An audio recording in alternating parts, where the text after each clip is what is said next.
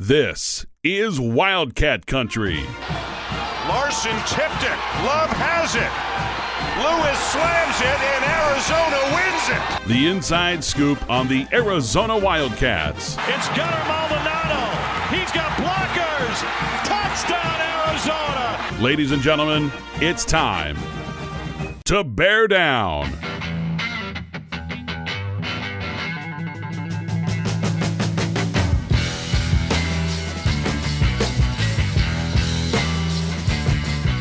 Welcome to another edition of Wildcat Country presented by Harrah's Auction Casino. Eric Cohen and Shane Dale. And hey, listen, I know there are no games that are going on in July.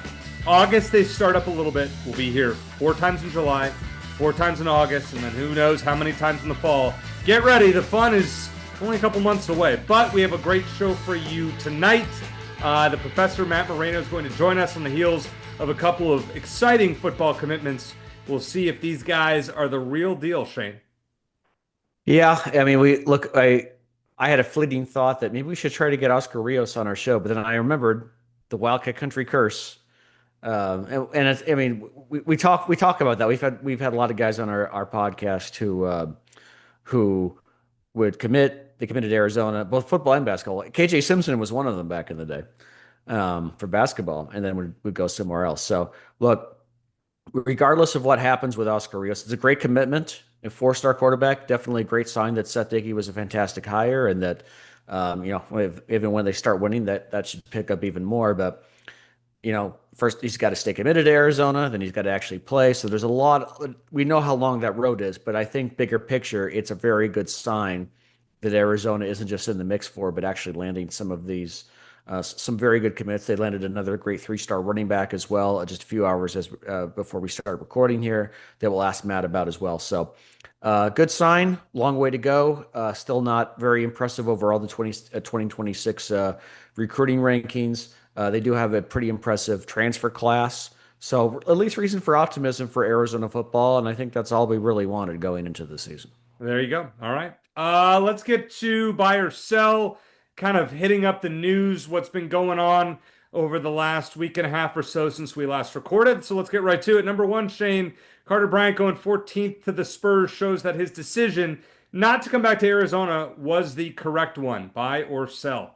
Yeah, I'll buy it. I mean, I think he was always going to go lottery. I think that there was a chance he was going to go higher. I saw some people project him to go as high as number 9 or 10. Like the Suns might have been interested in him, but then when Duke's center fell into their lap, I think they were going to take him personally. Yeah, maybe. But I think as much as I hate it, as much as I can't stand the Spurs, being a lifelong Suns fan, I think it's a great situation for him. Not just a good pick, but it's a good situation for him. Mm-hmm. He's not going to have to contribute right away.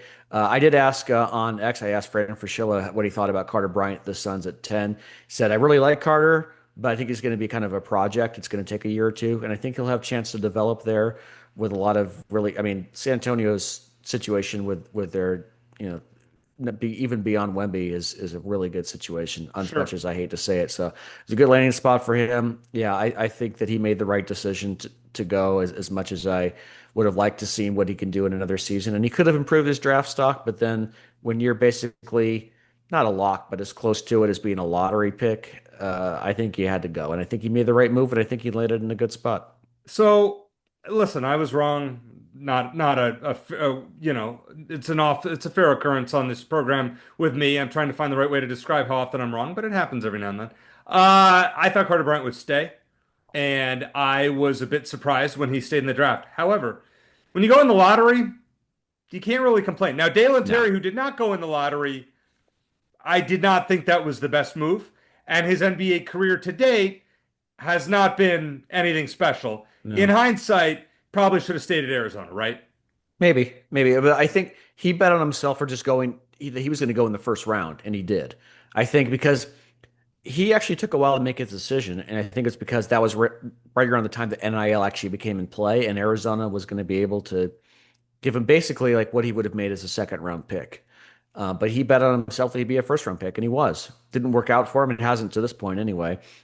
But I don't think Carter Bryant's in that same class, with Dalen or, guys like Kobe Simmons or Grant Jarrett, who just, it's a head-scratcher why they left so early. I think Yeah, he probably could have benefited from another year of college, but I think he's not expected to be an instant contributor in San Antonio, and I think he'll be able to develop, and I think it's a good fit for him. So I think he, I would have thought he was a little crazy if he, as much as I would have enjoyed it as an Arizona fan. I think he would have been a little crazy to return.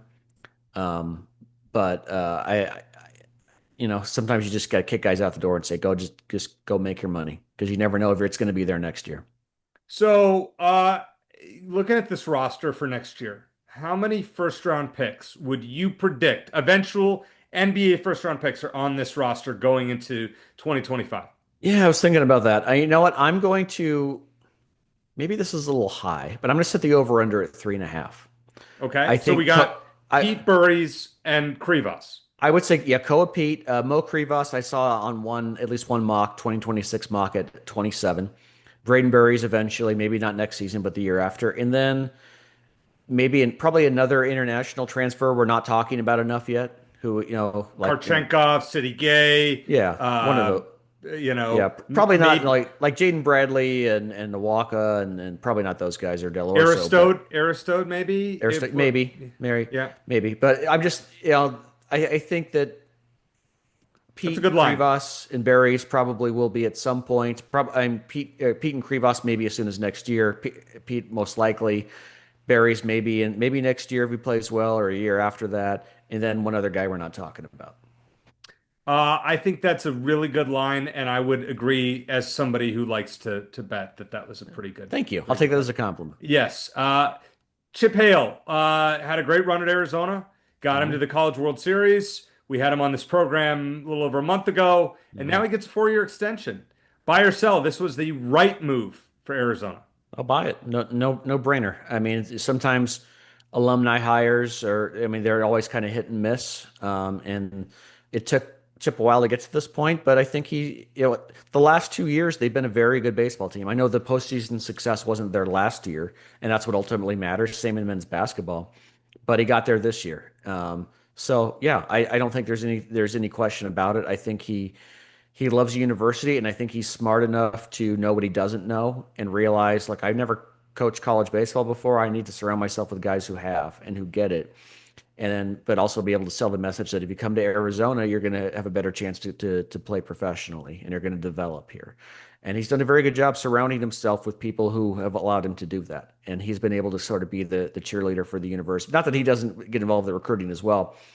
And losing Kevin Vance was a blow. Right, I was going to bring up that. All right, so Vance goes to San Diego State, and Arizona took a step forward when they got him as the pitching coach. Yeah. So in hindsight, do you think it could have been a realistic option to keep Vance as the successor in waiting, or is that just not fair to Chip Hale? Well, how did that work out for Tommy Lloyd and Gonzaga? Right. Yeah, So that's true. no, not really. I mean, my initial, as much as I hate to admit it, my initial reaction was disappointment. But even though you should be happy for a guy like Kevin Vance, and it was the problem with especially in college when you do well, and maybe we're going to talk about this with Seth Doege sooner rather than later, is that they're going to be on everyone's list as to either for the same position with more pay somewhere else, or a head coaching position.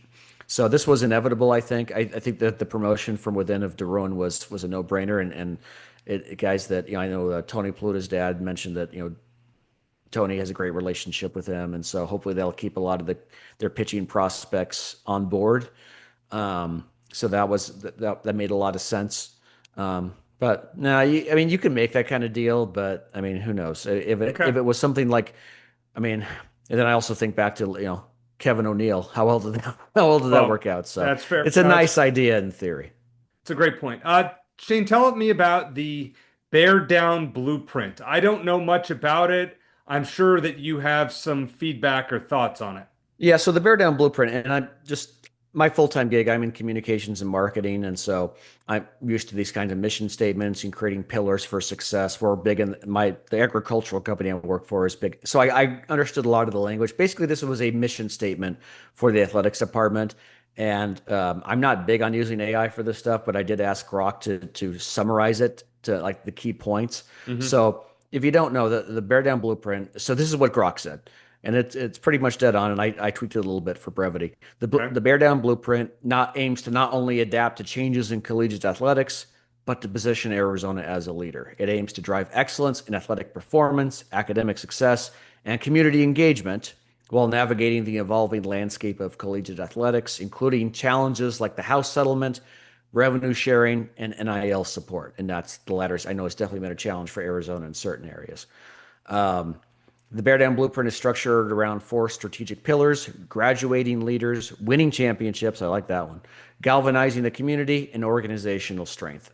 These pillars focus on enhancing the student athlete experience through academic and career support, achieving sustained success in the Big 12 Conference and nationally, strengthening ties with alumni and fans, and building a financially sustainable, values-based organization. The plan was informed by extensive engagement, including a SWOT analysis, which SWOT stands for strengths, weaknesses, opportunities, and I forget what the T stands for. Fan surveys, a statewide listening tour in collaboration with the Eller College of Management.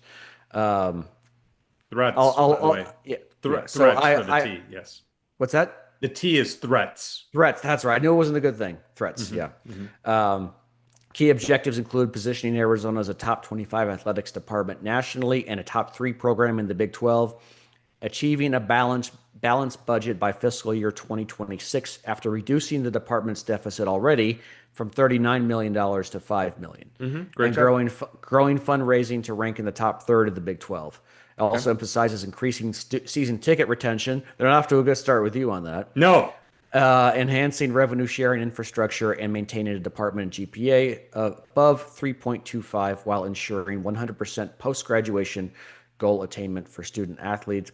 The strategy, I'm almost done. The strategy integrates internal operations and third-party partnerships. A bridge version from Grok, okay? So there's a lot of corporate talk in there. And most of it's no-brainer stuff that any athletic department should be doing. But I do like putting it together as a stated goal with pillars of success to target is very good. And sharing it with the public, I think, increases accountability and lets them know, and especially lets donors know about how intentional they are to move forward and learn from the mistakes that have taken place previously, which includes the significant mismanagement of funds. The two things that stand out for me, again, the reduction of the department's deficit so far, which has been fantastic. I know it hasn't been easy. It's required a lot of tough decisions, but it's necessary just to get on even footing again. Good progress, and no reason to think the budget can't be balanced by 2026, which is the stated goal. And then the continuation of fan engagement and soliciting opinions from fans across the state, which you can see is at the top of Desiree's list already. She genuinely cares about what motivates fans to attend games and invest money into the program. We saw that with voting on the new court design at McHale Center. So, yeah, like a statement is one thing, but I think it checks all the right boxes. It lets the public know that we hear you. We're working to correct mistakes. And we're looking to be more intentional about how and where we spend our money, because it's not just a priority, it's essential, especially in the wake of the House settlement, which has thrown everything up in the air. That's fair. Thank you for explaining it, and thank you, Grok, for your help in explaining it to all of us via Shane. Number 4, Shane, the Big 12 got rid of their preseason media poll after everyone being so wrong last year. This is a mistake by yourself. I guess I'll buy. I don't really care about the poll, but I like that it's out there, or it has been out there, because it gives us something to talk about and complain about. It gives the teams picked last or toward the bottom some bulletin board material, which I'm sure was a factor in Tempe last year. It didn't hurt, but no, it's really it's the same as with national preseason polls. They don't matter. And in college football, they really don't matter, because the college football playoff rankings are all that ultimately matter and all that we end up caring about and talking about. But it's kind of funny that it ended after that. It's like they picked them to finish last and they finished first, and they're like, okay, screw it, we're not going to do it anymore. I don't care that much, but it is a fun talking point, and it's fun to compare. Does that mean we don't have to do one? Because I think, remember we did one last year too, and we were probably just about as wrong as everyone else was. It was not good. And maybe we'll see what July brings us, but I'm sure we'll take our crack at it. I think preseason polls are so stupid. I hate them. I can't hate them anymore. Media polls mean absolutely nothing. We have magazines like Phil Steele that'll give us his opinion. That's great. I don't care what the media predicts, and especially I don't like early season polls for college football or basketball because, especially football, because if a team is not that good and they keep winning, they're going to stay up high. Yeah. Even if they win every game by a point. Would you do away with polls, like preseason polls, and just maybe like have the first ranking after the first week of the season? I would have the first ranking on October 1st or whatever the last week. So about a month in. About a month in. Yeah, I don't think we need them. I think they're stupid, and they serve literally no benefit.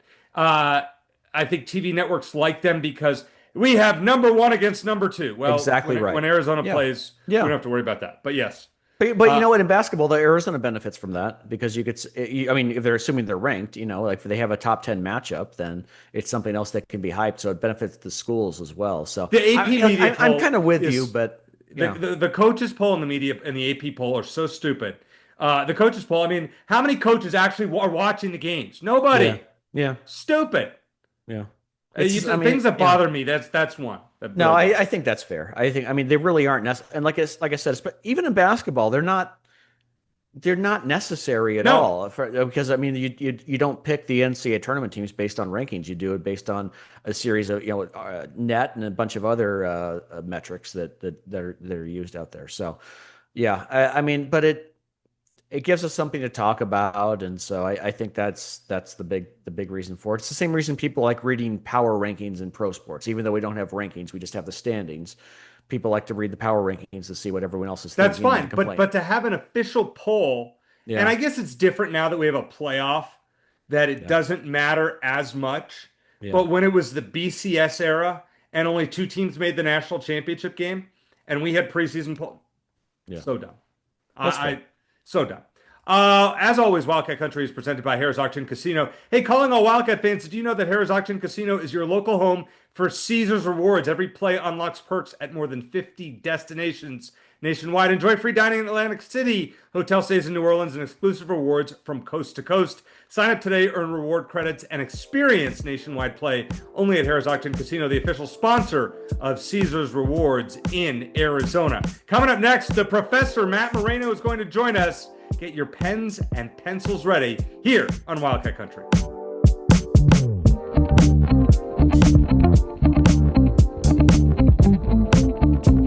Shane, always glad to welcome back the Professor Matt Moreno from Rivals.com, making his 30th, 50th, 80th appearance on this program. I just said before we started recording, he's basically the closest thing to a third host that we've had, and we appreciate it. And we are always fortunate. We have our pen in hand, as you can see if you're watching the stream. All right, Professor Moreno, I know Shane's going to ask you about the commitments. I don't want to go all Shane Dale with my first question, but it's a legitimate thing. Arizona has a very limited NIL budget. It's June. Players are committing. Can we really be excited about these guys committing, or should we kind of temper our expectations because December is a long ways away? That is a great question. Yeah, that's one I can answer. So I think you can get excited. I think, why not? I would say. I mean, if you're a fan, there's going to be so many ups and downs between now and December and January and February and next year. That's just kind of how this whole thing works, is like you're already thinking about next year before this season even arrives. It's just how the process goes. But I would say, why not? Let yourself get excited about this. There's good reason to be excited about the future of Arizona's program in certain ways, and especially after this last few days. I think get excited. I think there's a lot of positive momentum. I think we'll see how that plays out once the season arrives and what it looks like on the field. But I think a lot of the pieces are in place to make things look better and feel better than what they did last season. Can't feel much worse. But appreciate it, Matt. Was following along and following your messages on social media and stories as Oscar Rios' commitment unfolded. Tell us a little bit about him, and then we learned just a few hours ago before we started recording, Arizona got another commitment from 3-star running back Brandon Smith out of Fresno. He decommitted from, I believe, San Diego State, also had offers from Boise State and Cal. Oscar Rios, Brandon Smith, what should we know about both of those guys? Yeah, about the only thing that went wrong during the Oscar Rios kind of last couple weeks, if you're an Arizona fan or if you're me in particular, is that the tweet wouldn't go out. There's no service inside this auditorium. I'm trying to sit there and like I see it Yes. happen. You see him pull out the Arizona hat, you put it on, and you're like, all right, send. And inside, I actually had to run outside to Hmm. the out of the auditorium to send the tweet. But no, great news for Arizona. It was about kind of around the Elite 11 time. Um, it was like there was word, hey, this he's probably going to Arizona. Like I had heard 70-30 at that time, was kind of the vibe. He even at Elite 11 was saying 50-50. He didn't want to budge one way or another. It got really quiet towards the last few days. And so that can always be interesting. That could be it's locked up. There's nothing going to happen. It could be this thing is going to go get thrown for a loop. And We what saw we were that with told Robert McDaniel at the yeah, very last minute. absolutely. And so you can never be sure until, the hat goes on the head and you're an Arizona fan or any fan of any program. But yeah, I mean, it was looking pretty solid for Arizona coming off the official visit. UCLA felt very, very strong coming out of their official visit. I actually talked to him the Sunday after his official visit to UCLA, and he was actually at one of their passing tournaments, and he was decked out in UCLA gear. He had all the UCLA coaches around him. It seemed like a pretty foregone conclusion that he was gonna be staying close to home. He just met Adam Sandler the day before. Um, it just felt like, okay, UCLA got this done. And then in the days after that, it was like, well, he didn't commit. So that leaves the door open for some of these other programs. At that time, it was Kentucky, UCLA, Arizona were the three. But consistently going back to really the winter, he backed off his commitment to Purdue. Graham Harrell was let go at Purdue, and that kind of threw everything for a loop. He was planning to go to Purdue. That was his plan all along. He committed last year. Really had no intention of not going to Purdue, and then things went haywire with the staff, and he had to take a step back. Even waited after Graham Harrell was let go to decommit. It wasn't a right away thing, so he gave Purdue an opportunity. But once he reassessed, a lot of programs got involved, and Seth Doege was a big part of that. He has a connection to Graham Harrell. They're very, very good friends, and so I think once Seth Doege ended up taking over the offensive coordinator position at Arizona, I think it really opened Oscar Rios' eyes to like, oh, this is a possibility. This is somebody I can connect the dots with somebody I really like. Interestingly enough, him and Seth Doege never crossed paths when Seth Doege was at Purdue, so they didn't really ever talk to each other, really know each other. So that is only an Arizona relationship, and so that's good news. That's a good thing because that means hey, Seth Doege can kind of build this thing from the ground up and beat out a lot of other programs in a shorter amount of time, and so they really hit it off, and I think that was a big deal. His official visit, I think, is really what kind of sealed the deal because, like I said, before that happened, I talked to him after the UCLA official visit, and it was seeming like this is all UCLA, but I'm leaving the door open for Arizona because I have this connection to Seth Doege. I like him. He has, he's friends with somebody I really like, a different coach, in Graham Harrell. And so I think he was like, it wasn't a courtesy visit by any means. I think he was very, very interested, but I think he was probably leaning UCLA at that point. Um, and then Arizona just blew it out of the water with the visit. I mean, they just kind of did everything that they wanted to do, that he wanted to see. His dad didn't get to go on the UCLA visit, and he did go on the visit to Arizona, and that was very, very important. When I talked to him after the commitment, I posted this video on glazycats.com. You can check it out there if you want to see the entire thing. But I said, what really was it that kind of pushed it over the top, and how much was the visit a part of that? And he said that was pretty much everything. Like the way they presented everything, his Hispanic heritage, Mexican and Peruvian, and he said they really, they kind of focused on that a lot, and that meant a lot to him and his dad in particular. And so I think getting his dad on board, I think, was huge, and getting him on that visit was an important part of this whole process. UCLA tried to get him out on an unofficial visit after he took the official visit to Arizona to get his dad on campus and try and kind of make some things happen there. Didn't happen. That trip didn't happen, and so when that doesn't happen, you pretty much it's going to be Arizona. And so it was probably a little bit more kind of nerve-wracking for I think people covering the situation than it was for someone like Oscar. I think he pretty much had his mind made up at that point coming off the Arizona visit. But a lot of the pieces have been in place for months. But that official visit, I think, really changed things and said, okay, this is where I'm going to go. I know I fit into that system, but they sold me on something beyond just the X's and O's, and I think that was a big part of it for Oscar Rios. So it fits the system really well. He's going to do a lot of good things on the field. I think, people look at his frame. He's a slender guy. He's a slight quarterback. He's going to have to add some weight. But he's a runner. He can pass it a ton of yards, doing both things. I've watched him really develop over the last few years because I saw him as a freshman and I said, man, I don't know that he's going to fill out enough to be a high level quarterback. You saw the arm, you saw kind of other elements there. The height is obviously solid as well. He's not a 6'6" guy, but he's got enough height to be a power four quarterback. It was the frame, and can he withstand getting hit and taking the punishment that a quarterback's going to take? And he's filled out a little bit, but I think he's kind of dispelled some of that notion a little bit that he's going to be too skinny to play quarterback, and hasn't been a problem so far, and just puts up huge numbers. So I think he'll be a really nice fit. I think he's going to be the future of the position as it stands right now. And I think it's a great situation for everybody all the way around. What about Brandon Smith? I mean, I know he's not quite as heralded as a three-star guy, but still, it's a good win. Another member of the running back room for next year. What are your thoughts on him? Absolutely. I think, come a similar situation with Cal. I think Cal felt pretty good about that he was going to end up at Cal, after his official visit there to Berkeley. And, they picked up a commitment from one of his teammates. I think there was like some momentum building for, Brandon Smith to end up at Cal. And, he backed off his commitment to San Diego State early on, and some more schools kind of came into the picture. But Alonzo Carter offered him last fall. Arizona was really one of the first big schools to offer him and get involved. And I think teams are kind of trying to figure out, okay, what's he going to look like? How does he fit into our picture? Arizona kind of was in the background. And then as the spring hit, as he, backed off his previous commitment to San Diego State, or kind of around the same time, Arizona really made a strong push, early in the spring.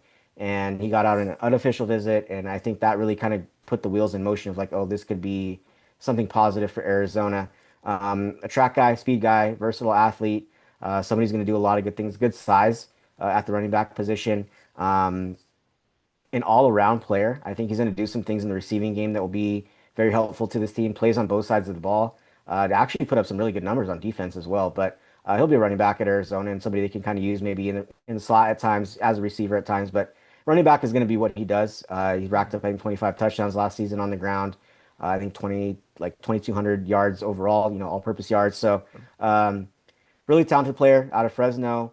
But again, it was just the visit. I think the visit really changed everything. And because, like I said, there was a strong feeling that Cal was going to be, the school after that visit, to school a little bit closer to home up in Berkeley. But once he got out to Arizona, I think that it was almost immediately after that visit kind of started and really took place that you started kind of hearing the rumors of like, oh, this is going to be where he's going. And then definitely coming out of that visit, it was like, oh, Arizona has all the buzz, and it's kind of just a matter of time for him to announce, and obviously that happened on Sunday, and another piece. But yeah, just another offensive weapon. And if you look at what Arizona's trying to do under Seth Doege, there's kind of a formula to it, and I think they're adding some really nice pieces offensively. Well, and even looking ahead to this year, because we're talking 2026, but this year Rivals currently has Arizona 21st nationally in the transfer portal, 2021 or 2025 rather, transfer portal team rankings for 21st for 2025. I got that right. Okay. Say that 5 times fast. Seriously. But they have a lot of offensive linemen and receivers in the mix. And Seth Doege, we had him on the show a month ago. He bragged about some of them, especially a couple of the O linemen when we had him on. Could this offense, is it possible? Don't get too far ahead of ourselves. I'm not going to be but I also don't want to be a wet blanket like Eric always is. Could this offense take not just a step forward, but maybe a significant leap forward in 2025? Maybe not like where they were a couple of years ago, but really like back to being maybe like middle of the Big 12? I think so. I think that there's a lot of excitement about what Seth Doege brings to the table as a play caller.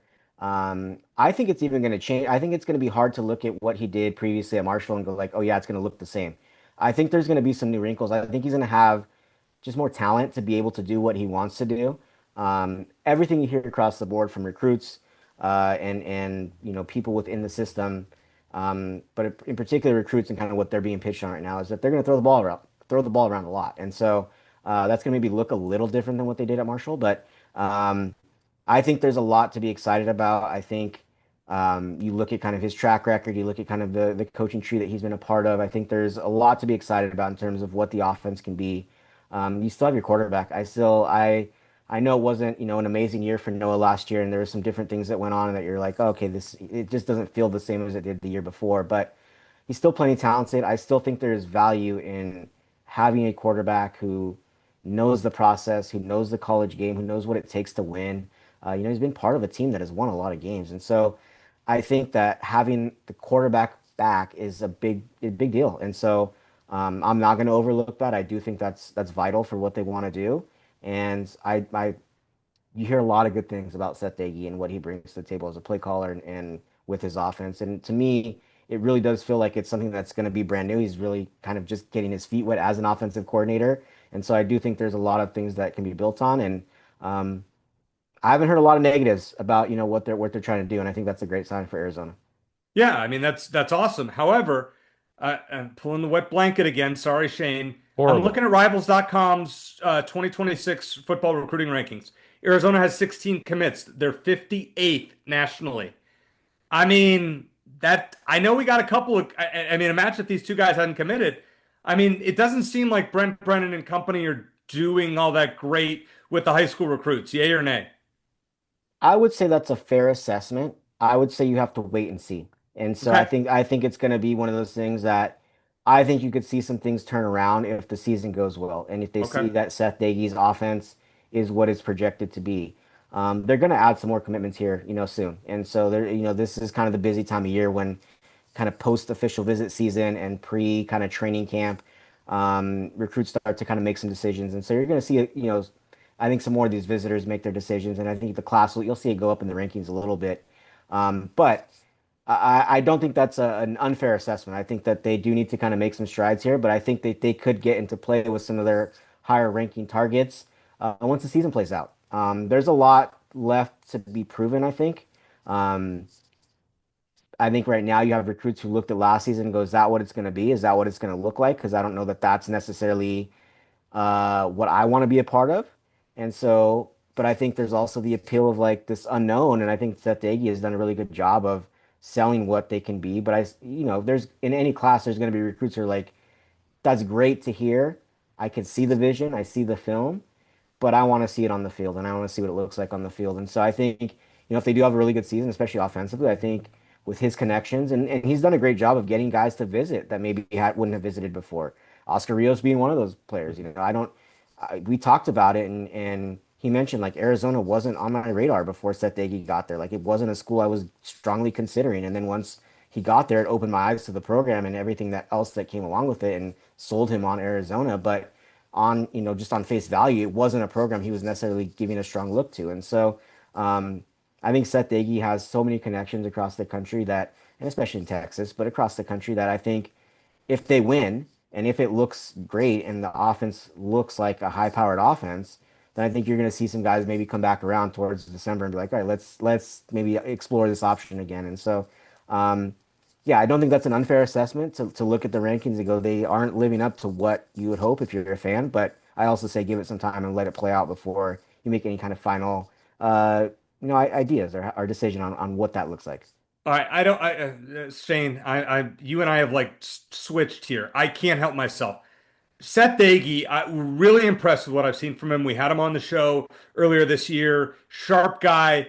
Everything that you're saying, Matt, tells me Arizona football is going to be surprisingly interesting this year. Kind of makes me want to buy season tickets again. Nonetheless, Seth Doege does great. Is it a bad thing if he's a one and done here and Arizona makes a bowl game, does well, and he goes somewhere like it feels like a fairly realistic scenario if he's as good as we think he can be. Yeah, I think that's fair. I don't know that I'm sold that that's like you have to be very, very good, I think, to Okay. have that Okay. have be a That's one and good. done. Like you have to put up some crazy, insane numbers. I don't Okay. know that I'm sold. I just think it's just a difficult process. Like you have this offensive coordinator who's stepping in really to that position at a big school for the first time. There's going to be some things that kind of don't go well. It's not unheard of. I think it's you saw it previously like a place like JMU or with Indiana with Tino Sinceri who ended up having a really strong season last year. Nice offensive coordinator at UCLA. Like it's not unheard of to see that happen.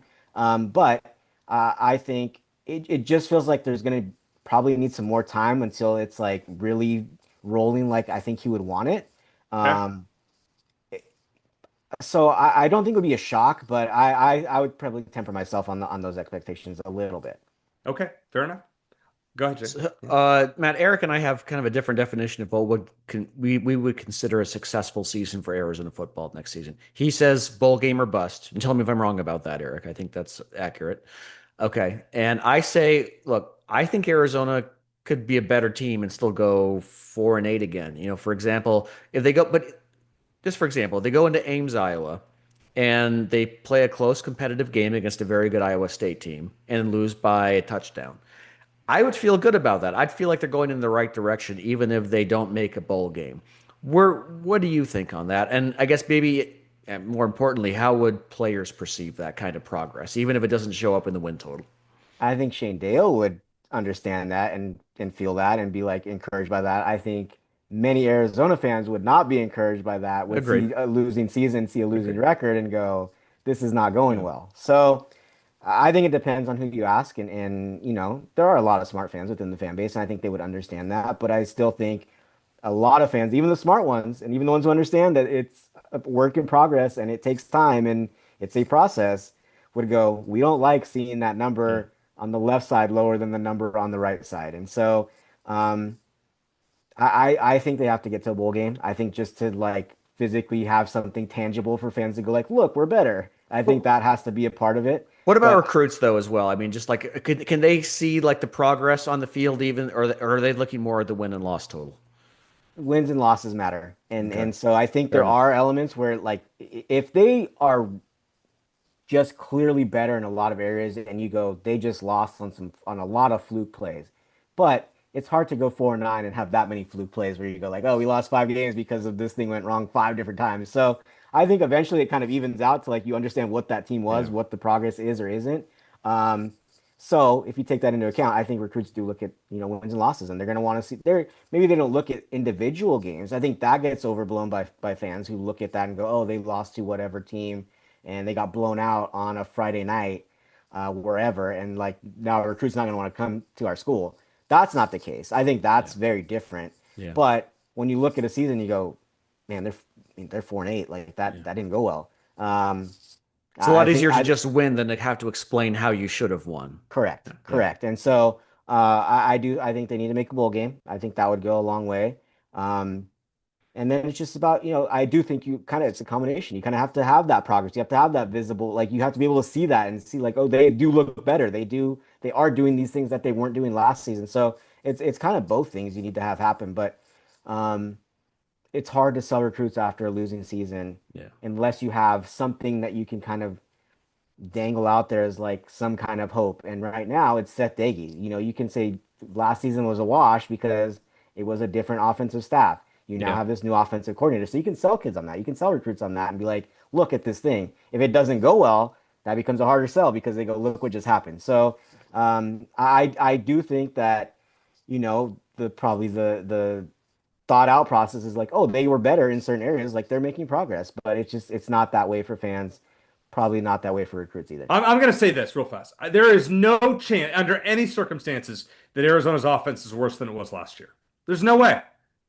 I'm going certainly to. hope so. Yeah, but you know what, Eric? We finally, after 5 years, we finally found a guest who agrees with you over me when we're split on something. So congratulations. Thank you, All right. Professor. All right. Last question for you, Matt. We always appreciate your time. One basketball question. Koa Peat's been tearing it up for the USA team in U19 team. Had a couple of great games already.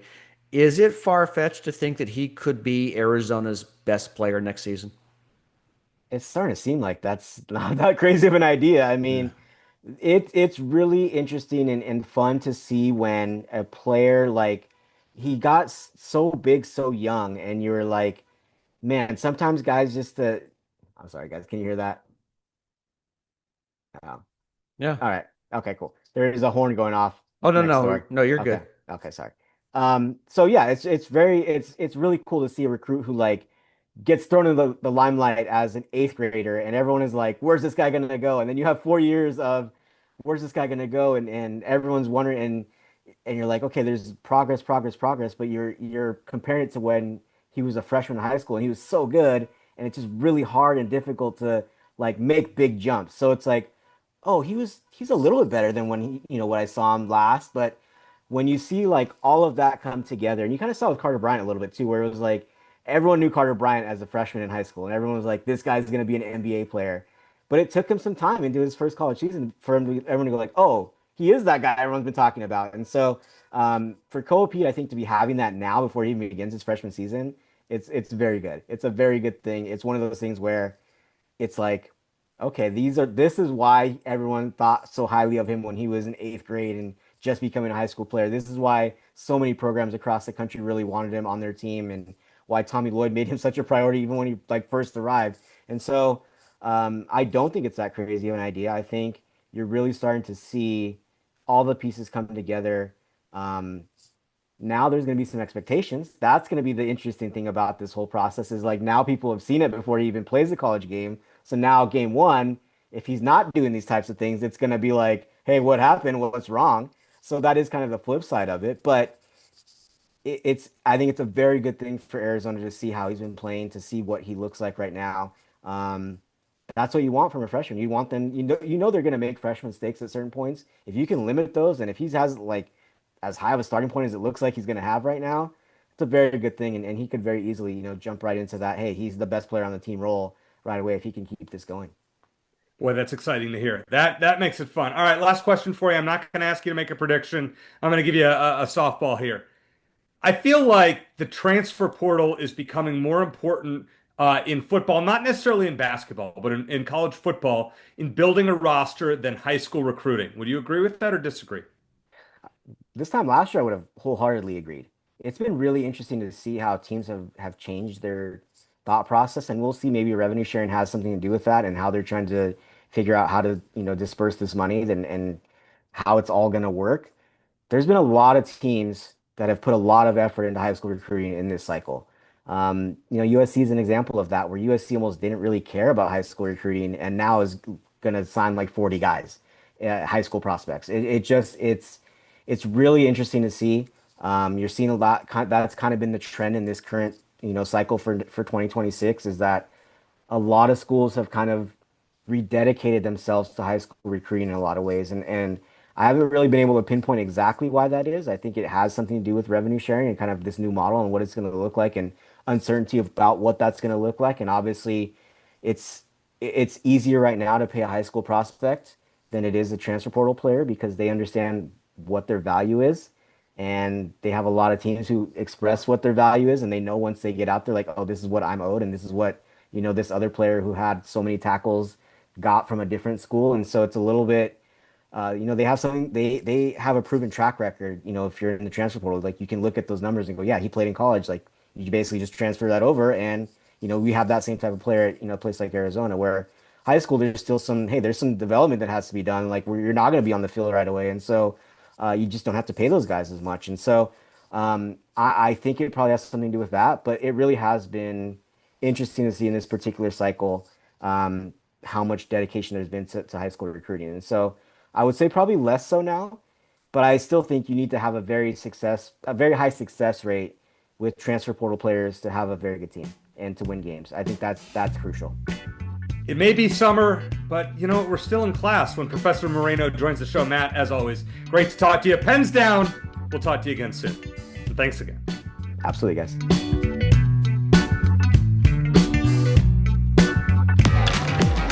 Discover more Play for All at Harrah's Auction Casino. Hi, folks. Here are your drinks. Where having fun means racking up reward credits with the Caesars Rewards loyalty program that can be redeemed for food, free play, hotel stays, and more.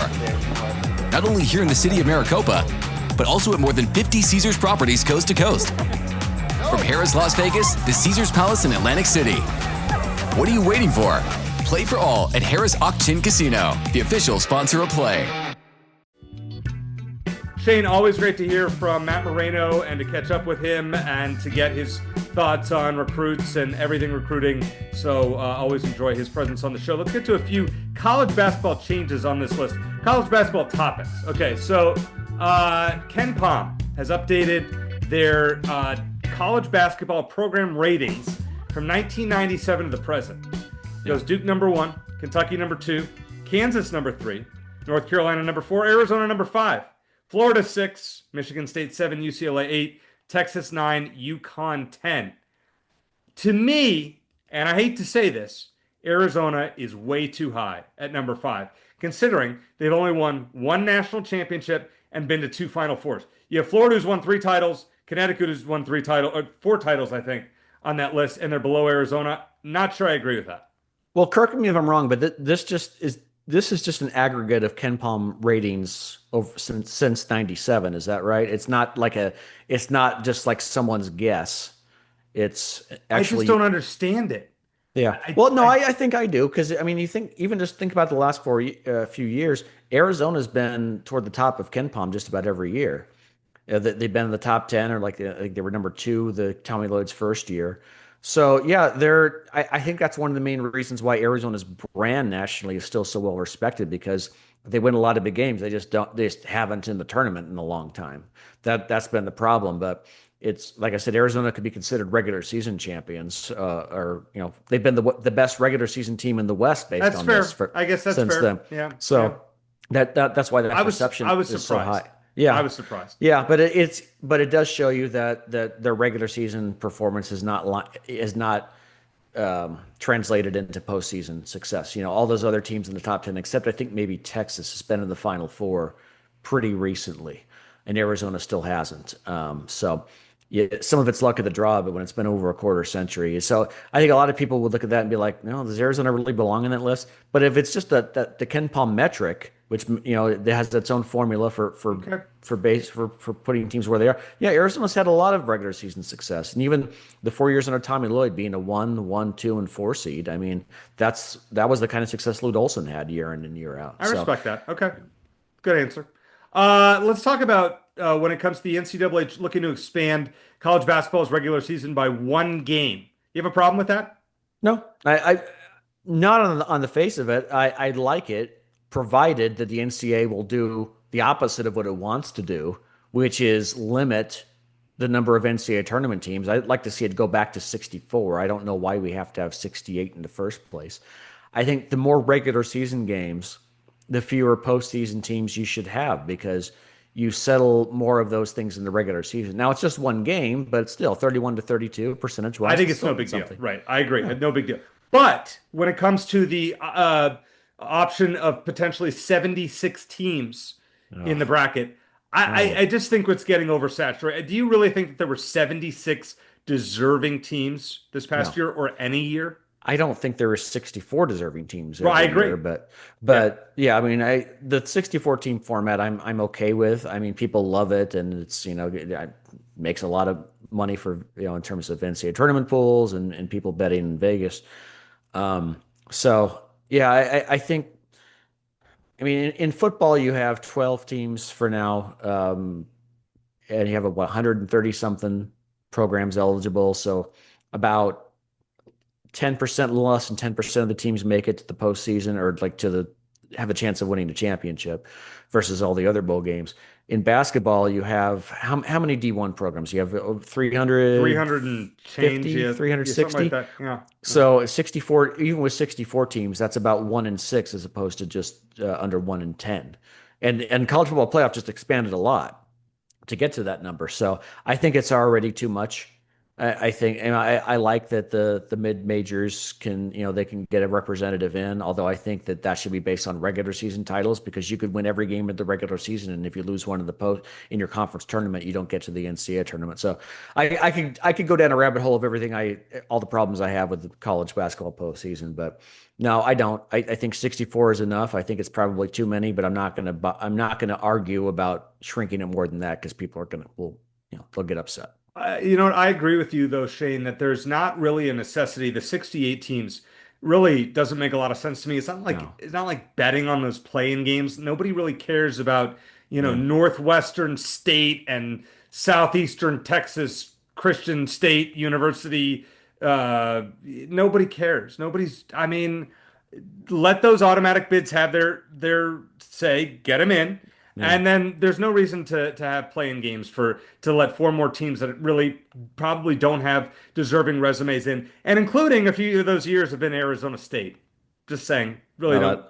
That's true. That they've been, playing Bobby, you can call him. But no, I understand the excitement of it. I do think that the NCAA tournament is the single most unforgiving postseason format in all of sports. But I do think that I would kind of like to see more regular season games in a smaller NCAA tournament field. If I could just wave a magic wand and have it my way, that's never going to happen. That will never happen. But I would not. I will not go. But 76, you got to draw the line somewhere. 68 is too many. 64 maximum. But they don't ask my opinion, unfortunately. Hope everyone has a great 4th of July weekend. We'll be back. We have some exciting guests tentatively on the docket in July. Hopefully our buddy Phil Steele comes back and joins us later in the month to talk more Arizona football. Had a fairly positive write-up about the Wildcats, even though he ranked them fairly low in the Big 12.